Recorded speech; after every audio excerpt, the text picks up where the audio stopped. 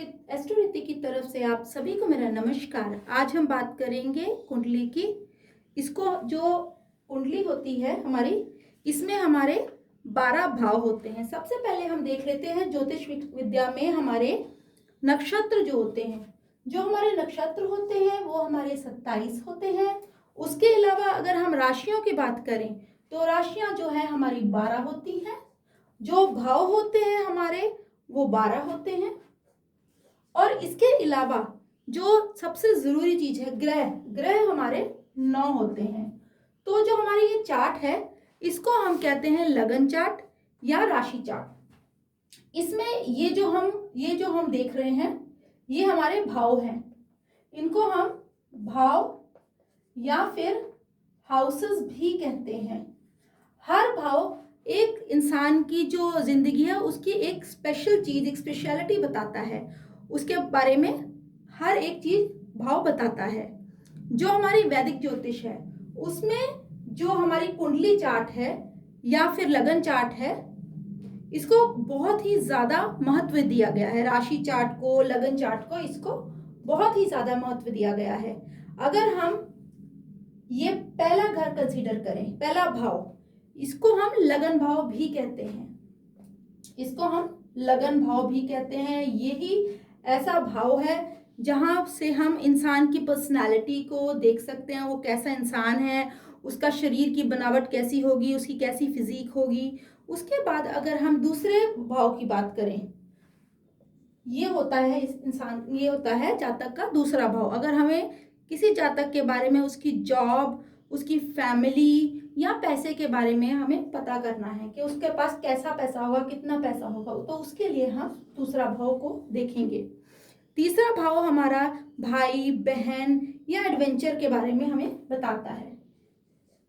अगर हम चौथे भाव की बात करें, चौथे भाव हमें बताता है हमारी जो हमारी माता से हमारे रिश्ते कैसे होंगे, हमारी जो मदर से मिलने वाली प्रॉपर्टी या कोई भी ऐसी चीज जो कि माता के द्वारा दी जाती है वो चीजें हमें कैसी होंगी, मिलेंगी हमें, नहीं मिलेंगी। उसके अलावा हमारी प्रॉपर्टी, हमारे पास घर होगा या नहीं होगा, हमारे पास गाड़ी होगी कि नहीं होगी, ये सब हम चौथे भाव से देखते हैं।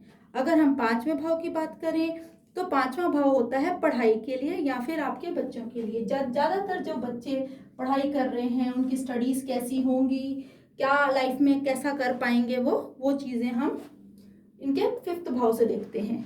सिक्स्थ भाव हमें बताता है हमारे एनिमीज, हमारी डिजीजेस और केसेस। अगर कोई कोर्ट कचहरी का केस है वो सॉल्व होगा नहीं होगा, हमें कितने टाइम तक उन चीज़ों में परेशान होना पड़ेगा, या कोई ऐसी बीमारी तो नहीं हमें लगेगी जो हमें लाइफ में आगे प्रॉब्लम क्रिएट करेगी, ये सब हम छठे भाव से देखते हैं, सिक्स्थ हाउस से देखते हैं।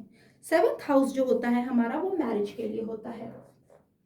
जो सेवन्थ भाव होता है उसमें हम देखते हैं हमारी मैरिज कब होगी, कैसी होगी, जो हमारी मैरिज है वो कैसी चलेगी, हमारी जो लाइफ है आगे मैरिज के बाद की वो कैसी होगी, जो हमारा हस्बैंड होगा या स्पाउस होगा या वाइफ होगी उसके साथ हमारे रिश्ते कैसे रहेंगे। जो हमारी, अगर कोई इंसान बिजनेस कर रहा है, बिजनेस में अगर वो पार्टनरशिप में जा रहा है तो ये पार्टनरशिप को भी दर्शाता है ये हाउस, सेवन्थ हाउस। अगर हम किसी के साथ बिजनेस कर रहे हैं और हमारा जो बिजनेस पार्टनर है उसके साथ हमारी कैसी बनेगी, ये चीज देखने के लिए हम सेवन्थ हाउस को मिलाते हैं।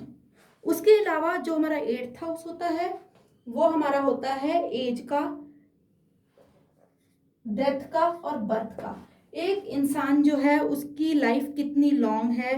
वैसे तो ये अनप्रिडिक्टेबल होता है, कभी भी किसी के साथ भी कोई भी इशू आ सकता है, पर जो चीजें एक डिफाइंड है वैदिक ज्योतिष में उसमें ये हम कंसीडर करते हैं कि जो एट्थ हाउस है वो हमारी डेथ के बारे में एक एस्टिमेशन बता सकता है। जो नाइन्थ घर है हमारा, जो नाइन्थ हाउस है वो होता है हमारा लक का या रिलीजन का। हम कैसे होंगे, हम किस तरह के रिलीजन को मानेंगे, ये चीजें हमें नाइन्थ हाउस से पता चलती है। जो हमारा टेंथ हाउस होता है ये बताता है कि हम जॉब करेंगे या हम अपना बिजनेस करेंगे। अगर हम बिजनेस करेंगे तो वो हमारा कैसे चलेगा, क्या हमारे हाथ में राजयोग है या नहीं, या हमें जो हमारे फादर के साथ हमारी कैसे बनेगी, ये चीज़ें हम 10th हाउस से देखते हैं। अगर हम 11th हाउस की बात करें, जो 11th हाउस है हमारा, वो हमें बताता है हमारे बेनिफिट्स के बारे में। हम कोई काम कर रहे हैं, सपोज हमने कोई बिजनेस में इन्वेस्टमेंट किया। अब ये इन्वेस्टमेंट जो है, फॉर एग्जाम्पल के साथ समझते हैं, अगर एक इंसान है जिसने बिजनेस स्टार्ट किया है, अब बिजनेस स्टार्ट करने के बाद अगर वो पार्टनरशिप में बिजनेस कर रहा है, तो सबसे पहले जो इंसान है वो और जिसका बिजनेस स्टार्ट किया है वो और उसके पार्टनर का हम 7th हाउस देखेंगे, ये हमारा मैच होना चाहिए। उसके अलावा हमें देखना होगा 11th हाउस के, क्या उस बिजनेस के साथ, उस पार्टनरशिप में क्या उस इंसान को बेनिफिट होगा, क्या उसे प्रॉफिट होगा।